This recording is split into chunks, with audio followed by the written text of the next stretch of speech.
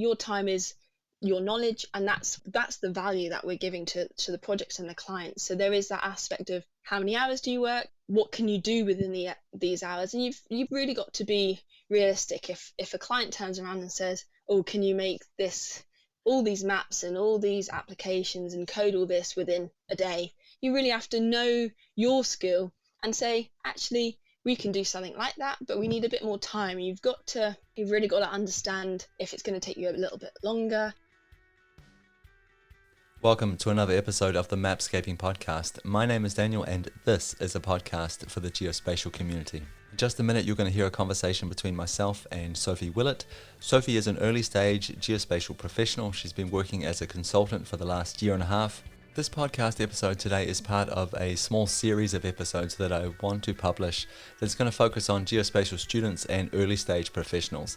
And the inspiration for wanting to create this small series of podcast episodes came from the insight that we oftentimes talk about the future of geospatial in terms of technology and data and that kind of thing, but we very rarely take the time to talk with the future of geospatial, which is, of course, these students, these early stage professionals. So the hope is that by sharing these episodes, perhaps they'll provide a reference for other early stage professionals. Perhaps they'll answer some of the questions that students might have about the geospatial industry, what that first job looks like. And if you're a more senior geospatial professional, if you've been in the industry for a while, perhaps this will be a reminder of what it was like that time you were just starting out. Maybe you'll remember that one person that really made a difference in your career, and perhaps you'll be inspired to be that one person for someone else. So just before we get started today, I want to say a big thank you to my sponsor, SafeGraph. So SafeGraph are geospatial enthusiasts just like us. They curate points of interest data, building footprint data, and foot traffic data. So you can do a whole bunch of interesting things with data like this. You can do a competitive landscape analysis if that's something you're interested in. You might be looking at determining how many visitors came to a specific building, or perhaps mapping population movement. Or maybe you have a completely different use case or analysis in mind. If you know that you need points of interest data, if you're looking for this kind of data for the US, Canada, or the UK, definitely check out SafeGraph. And if you want to know a little bit more about SafeGraph, if you want to go a little bit more in depth with how this data is collected, check out episode 38. SafeGraph have actually been on the podcast before. If you go back through the archives and look for an episode called Building Geospatial Truth Sets, you'll find out a lot more about the company, what they do, and perhaps how you can work together with them. Hi Sophie, welcome to the podcast. Would you mind just introducing yourself to the audience? Perhaps explain where you are in terms of your geospatial career right now and a little bit about how you got there. Hi, yeah. Well, thank you for having me, Daniel. So at the moment, I'm a graduate geospatial consultant. So I work at the moment in a company called Arcadis, who are a design and engineering company. So within the engineering sector, I work for highways and infrastructure. But before that, I actually studied natural sciences at university. So a little bit more unconventional than a lot of my colleagues who perhaps did geography or geology. And then I focused down into remote sensing at university in my dissertation, and then decided to do a master's in GIS. So not quite the direct route that I was expecting from natural sciences, but that's where I'm at the moment. When you say a master's in GIS, was that like with a just total focus on GIS as a specialization, or was it GIS within some other form of specialization, perhaps an environmental issue, for example? So the master's itself was purely GIS, so geographical information systems. And what we did within just a year, we focused on cartography. We had a module on Python scripting. We had a module on mobile GIS. So they really wanted to give us a taste of all the different aspects of GIS. And then I know, for example, so I've gone into the consultancy. I have a friend from the masters who's gone into PhD in research. So it really did just give us a taste of what GIS can be, and then we sort of molded it to what we wanted. That's really interesting, because a lot of people talk about GIS as not being a profession in itself. It's like a toolkit that we use and we apply to different sort of industries, if you will. But it sounds like this was a real focus on GIS as a profession. If you were to probably ask my lecturers, we were all within the geography and geology building, but I think there was quite a distinction that people do use GIS, the geospatial skills, a geographer might use it just to do a map or do some sort of analysis. But there was a real focus to have people who had the fingers in all the pies of GIS or geospatial.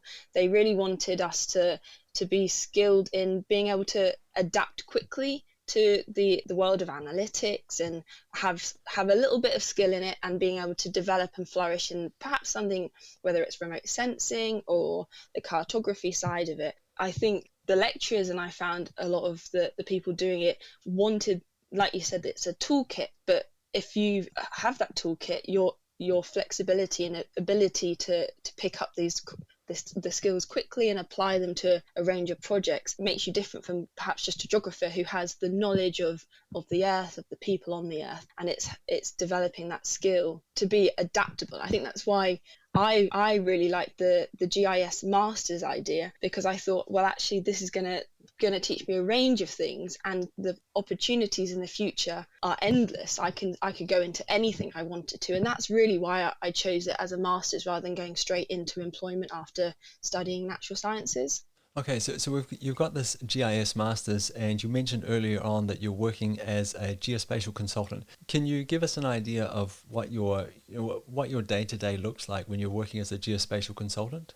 Yeah, of course. So, day to day, I would say it's depending on the project you're on. So, projects can be a week, they could be half a year, they could be up to 2 years. I know some people are on, but my day to day at the moment, I'm focusing more on mobile GIS, so using Survey 123. I've been supporting the technical side in terms of creating the surveys, getting those out on site, getting the engineers and the inspectors to use them, and then also almost full circling it and then collecting the data they've gone out to site to collect and putting it onto a dashboard, putting it onto some sort of web app for then the analysis to be done by the engineers. So that's my everyday at the moment. When you start with a project, you think, okay, well, I need to do this, that, and the other, A, B, C. But actually, when it comes to the skills of that, you don't have to do it in that order. As long as the deliverable and the end result is the same, you can focus a bit more on, say, the report making, or put some more time into the automated coding. And it's that flexibility that I really enjoy. So every day is not the same, and I have different meetings every day, and you can be on different projects. And it's that consultancy of you can be applied on quite a range of projects and get the job done. How you do it is up to you, or up to how your team wants to do it, or how the project manager wants to do it. And then you're able to present this end result, and you go, this is going to help this project hugely. I don't know how some projects don't use mapping, or they don't use geospatial analysis, and they've just been looking at Excels, and I go, this is really going to change the game. So you mentioned that you're working on lots of different projects there. Is there crossover between those projects that you're working on in terms of expert subject knowledge, or are they all completely unrelated? I'm a bit of both, really. I find that so last year I worked fully on all my time was on Survey 123 and mobile GIS, and I found that since doing that, almost naturally my skill in that has developed, and I can support other teammates in their careers with Survey 123 and how to really get the most out of that on other projects. So I think you can naturally become, I wouldn't use the word expert, but you would naturally become well known for understanding the techniques and the technology behind it. But at the same time, I think as a graduate and within the company, I'm able to say to my line manager, you know what, I really do fancy doing, for example, I've said a bit more remote sensing, or I really want to develop my skill in Python coding and automating, or a bit of FME.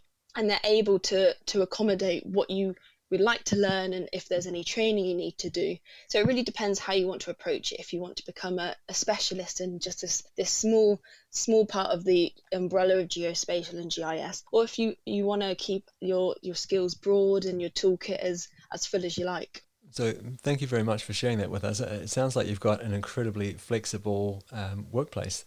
I guess what I was trying to get at before, though, is that expert subject knowledge in terms of the domains that where you're applying Survey 123, for example. Is it all building sites?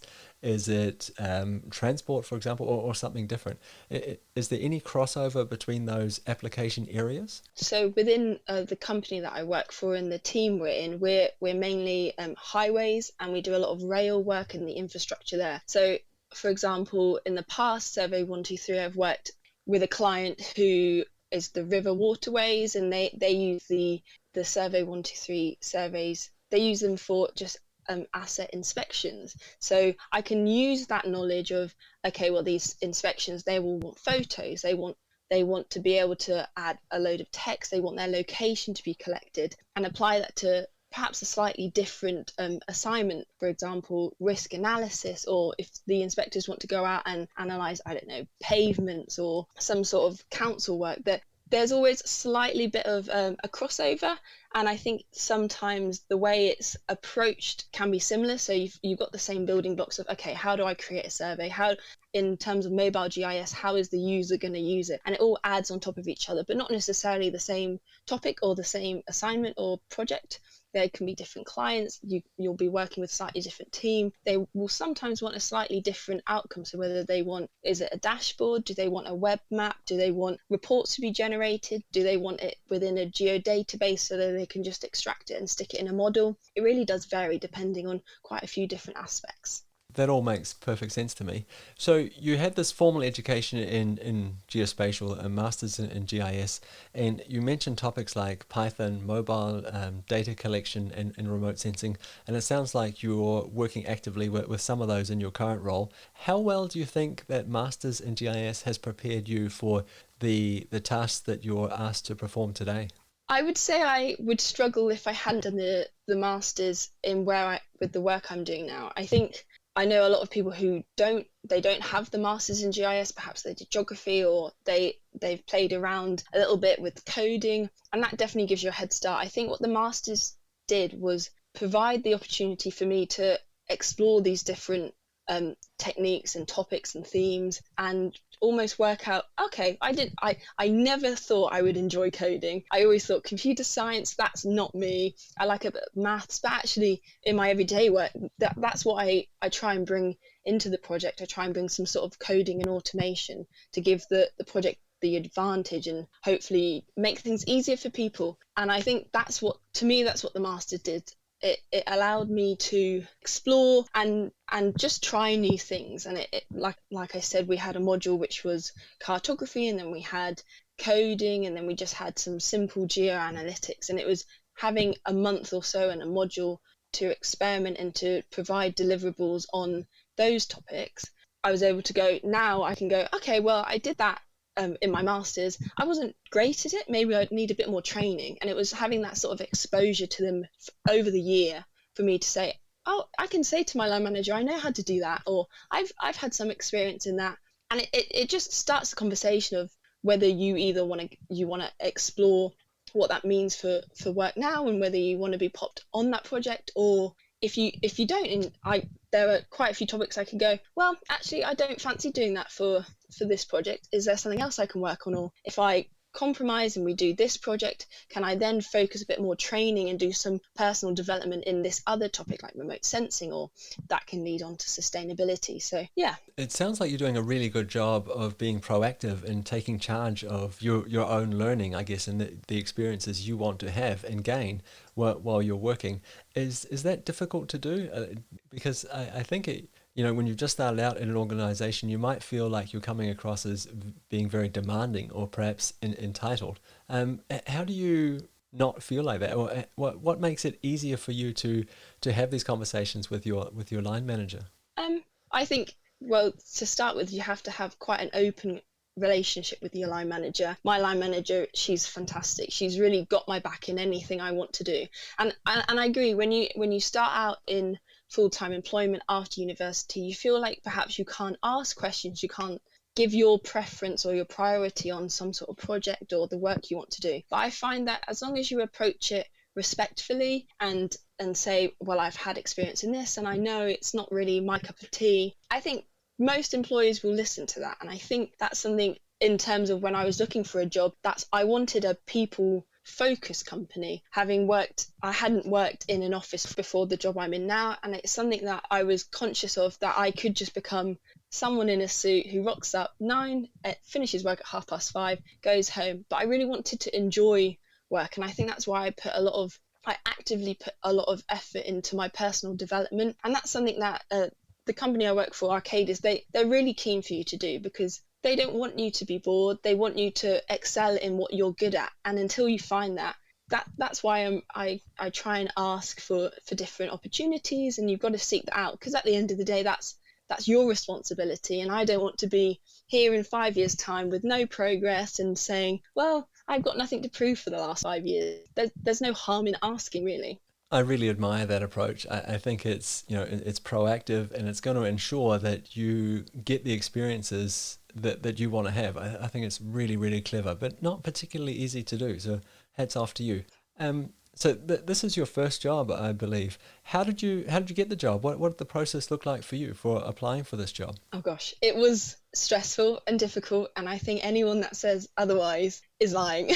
I think it took me a lot of time to get over the first thing I found is when I was rejected from jobs, because I applied to probably half a dozen to a dozen, and I really took the rejection quite personally. And so I stepped back and thought, well, I need to make this application every single time personal to the company I was applying for. I made sure that I covered their values. Most companies on their websites will have their values, their goals, and really almost tick box that. Say, well, have I mentioned that? If I have an interview, do I bring this up and prove, for example, why I'm driven in sustainability, or I'm people driven, or I really focus on what the client wants. And you really have to mold yourself to what they're looking for, because at the end of the day, I'm sure companies get such a huge range of applicants, and it can be so disheartening when you don't even get to the interview stage. But I was lucky enough with Arcadis, I got through to the assessment stage, and I fully think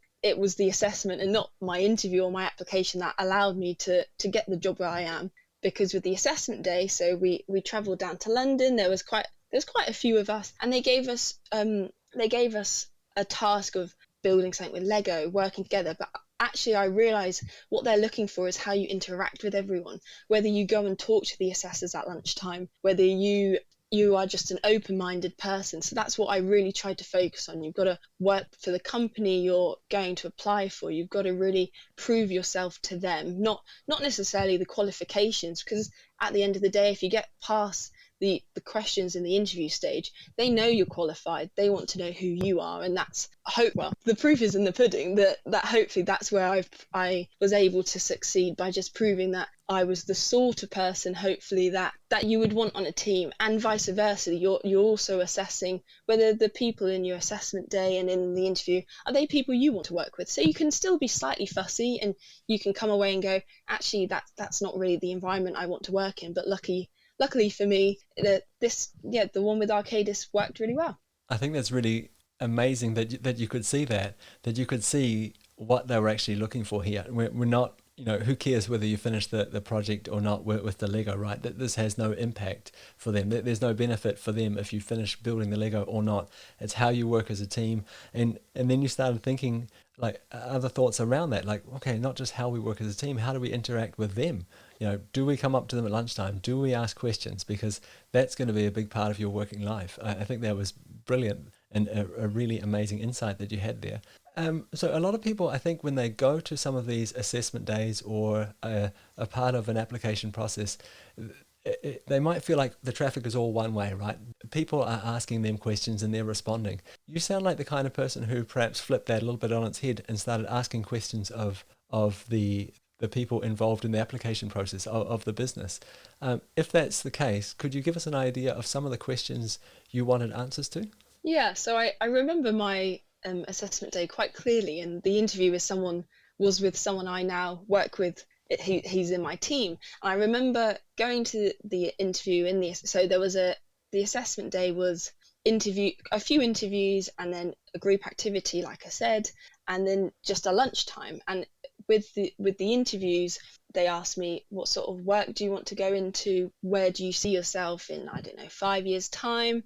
What is GIS? They asked the pretty standard questions. I think if you were making up an interview for Geospatial, you'd go, okay, what do I need to know about this person? And what I asked them, I'd like to think formed quite just a not an informal. You just have to come across as quite relaxed and not too stressed out. It's obviously a completely stressful situation, and I'm someone who gets rather anxious before, but actually if you relax yourself, the interviewer will be relaxed as well. And what I asked them was, what does your day look like? What is something that I can expect to be working on? So can you give me some examples? Because those are things that I really did want to know. I wanted to know, if I got this job in a month's time, what would I be doing?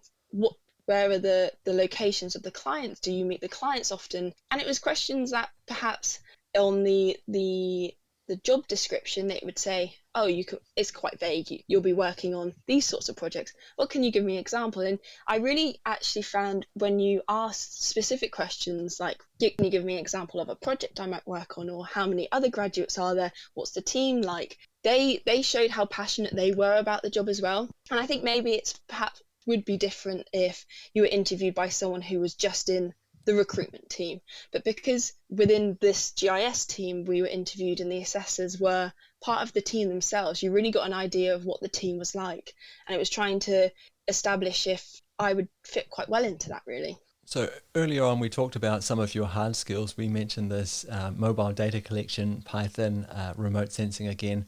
So these are a lot of the skills that you had the opportunity to learn and develop during your masters.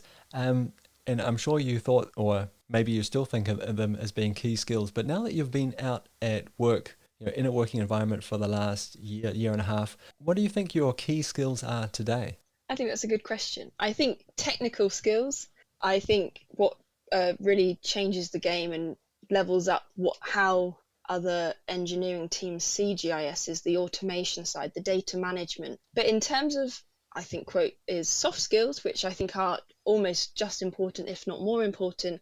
On the job, I've learned to be as open-minded and as flexible as possible. You really have to learn on the job.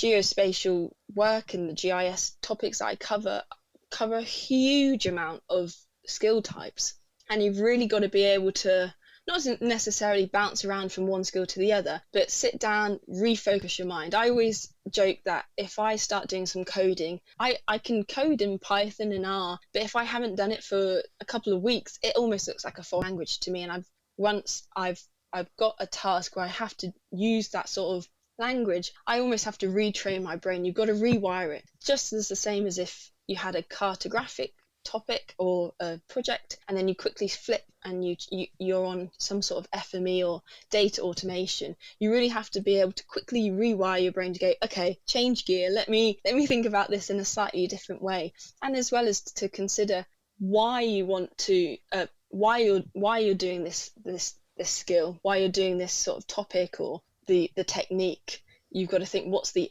end result? And it's having that sort of learn on the job. You can go anywhere. Not the toolkit is there. You've just got to be able to quickly pick and choose which skills you want to develop. And I think, having worked in an office, and I've worked at Arcadis for almost, well, just coming up to a year and a half now, it's that people skills. I think GIS and geospatial is still something, it's not part of the discussion at the start of a project.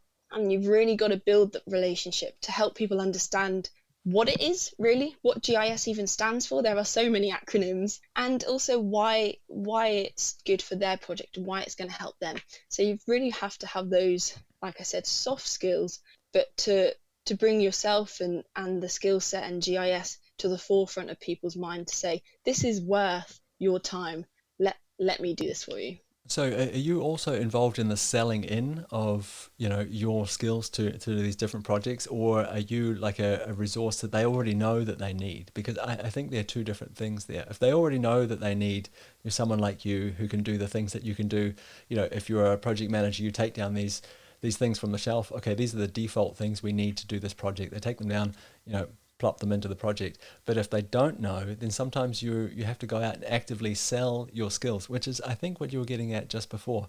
Are you actively involved in that selling in of, these are the things I can do to help you get to where you're trying to go? So my primary job is, I'm a resource. At the beginning of each project, they work out, okay, we need we need some sort of GIS consultant, and from the team I might be selected, or someone slightly senior. I'm still just a graduate at the end of the day. However, I think what I'm witnessing within my team and with the work of technical directors and senior and principal consultants in GIS is there is more opportunities out there than we're working on. We have a slew of work and projects and infrastructure work which know they need GIS, but there are also so many clients and team leaders and project managers and business directors who don't necessarily know what they're missing. And I think I'm trying to anyway. I'm trying to get more involved in that sort of the internal initiative of making GIS a topic of conversation, because I think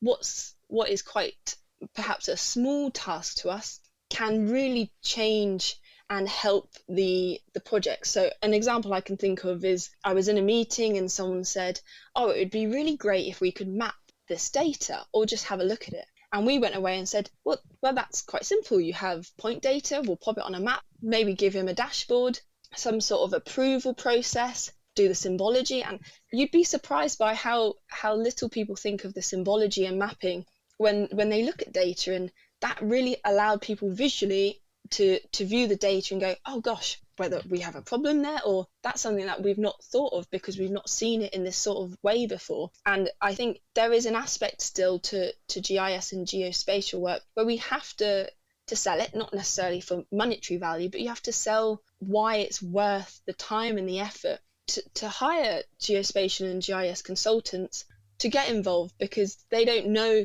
I know a lot of engineers, they have their way of working and they don't necessarily know what they're missing. And I think that's part of the job. I explain what my job is every single time I say to someone new, oh, I'm a geospatial consultant. They go, what on earth does that mean? And you've got to start from the ground up. And I think there are people still in my industry, and I think geospatial can be applied to every single industry as long as there's any sort of data, spatial, and you can have temporal data, and you can really make the most of it.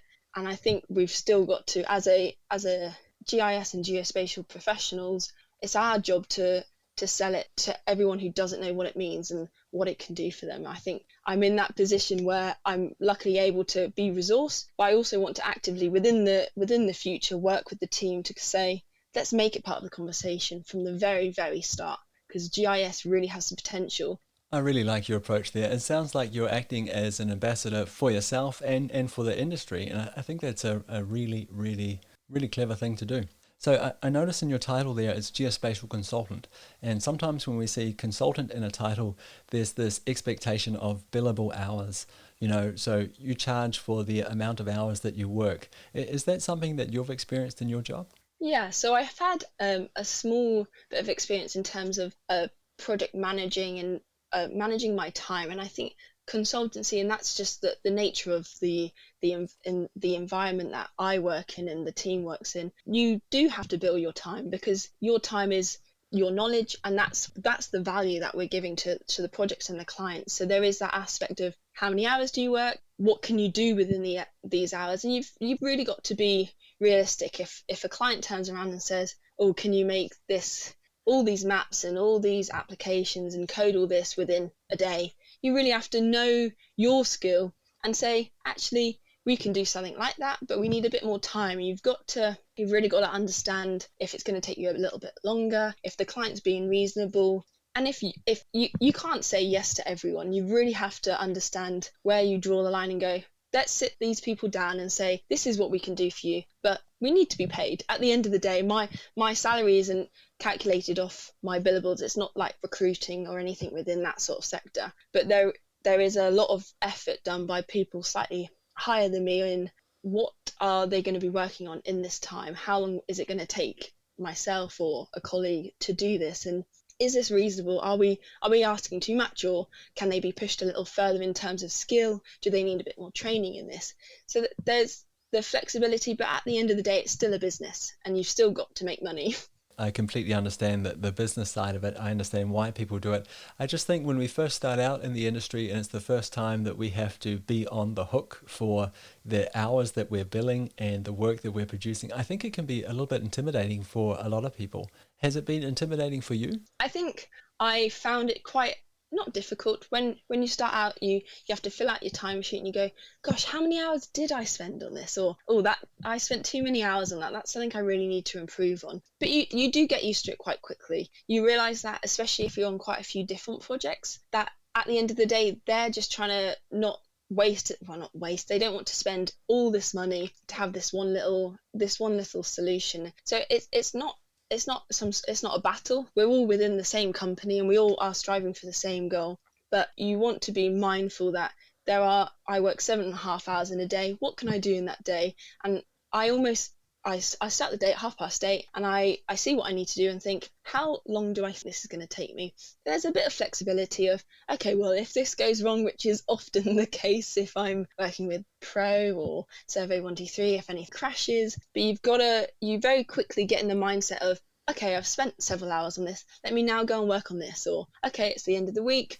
I have some goals and some GPS and personal development I need to do. I've assigned this time. Let me give that to myself. Let's not work until late at night and start work super early. You have the hours in the day and it's doable. And hopefully with time management, that's something you pick up rather quickly, because if you don't, it's a conversation I'm sure you'll have with a line manager. Sophie, I've really enjoyed the conversation. I think that your enthusiasm, it's infectious. You can tell that you're a person who's thought about this, enjoys their work, and sees a lot of future here.